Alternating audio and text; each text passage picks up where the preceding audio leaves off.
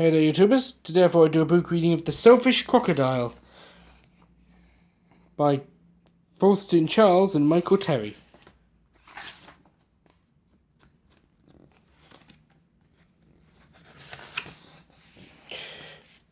Deep in the forest, in the river, lived a large crocodile.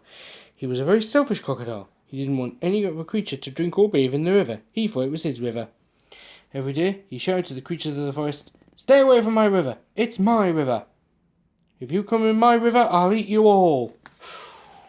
So there were no fish, no tadpoles, no frogs, no crabs, no crayfish in the river. All were afraid of the selfish crocodile. The forest creatures kept well away from the river as well. Wherever they were thirsty, they went for miles to drink in other rivers and streams. And every day the crocodile lay on his great big back in the sun, picking his big sharp teeth with a stick. But early one morning, the forest was awakened by a loud groaning sound. Something was in terrible pain. The creatures thought that it was an animal caught by the crocodile. But as the sun came up brightly, they saw that it was the crocodile who was in pain. He was lying on his big back, holding his swollen jaw, and he was crying real tears. The creatures drew closer, but not too close. Some of the creatures felt sorry for the crocodile. "What's the matter with him?" asked the deer. "I don't know," said the squirrel. "Maybe he's going to die," chirped a bird. "If that happens, it'll be safe to go in the river," grunted a wild pig. The animals thought about this. They hung from the branches, they hung from vines, they buzzed in the air, and they shook their heads as they watched the great big crocodile in pain. No animal tried to help. Suddenly, a little mouse appeared sniffing the air. He ran along the crocodile's tail, then onto his tummy. The other creatures stared.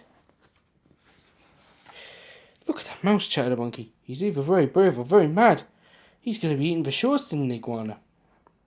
The mouse crept along the crocodile's big neck and into his open mouth. There was a hush in the forest. The mouse got hold of something and pulled and pulled and pulled. He put it on his shoulder and walked out of the crocodile's mouth. There was a loud cheer from the astonished creatures. The crocodile sat up and said, "I don't feel any more pain, it's all gone." Then he saw the mouse walking down his tummy, carrying an enormous crocodile tooth on his shoulder. "Your bad tooth was giving you the toothache," answered the mouse, turning around to face the now smiling crocodile. "Do you want it back?" "Oh, no, get rid of it. And when you've done that, come back, I have a present for you." The mouse went and buried the bad tooth under a tree, and when he returned, the crocodile had a nice juicy nut waiting for him. As the crocodile watched the mouse eating the nut, he said to him, "You are very, very clever getting rid of my toothache, and kind too. I am so grateful, but what should I do if my toothache comes back?" "Don't worry, I'll help you take care of your teeth," answered the mouse, nibbling, and soon the crocodile and mouse were the best of friends. And one day the crocodile sent all the animals an invitation. "Please come and drink and bathe in the river. I won't hurt you. The river belongs to us all," he said. The creatures weren't afraid to drink and bathe in the river anymore, and although the crocodile was sometimes snappy, they grew to love him, and soon the river was full of fish and tadpoles and crabs and crayfish.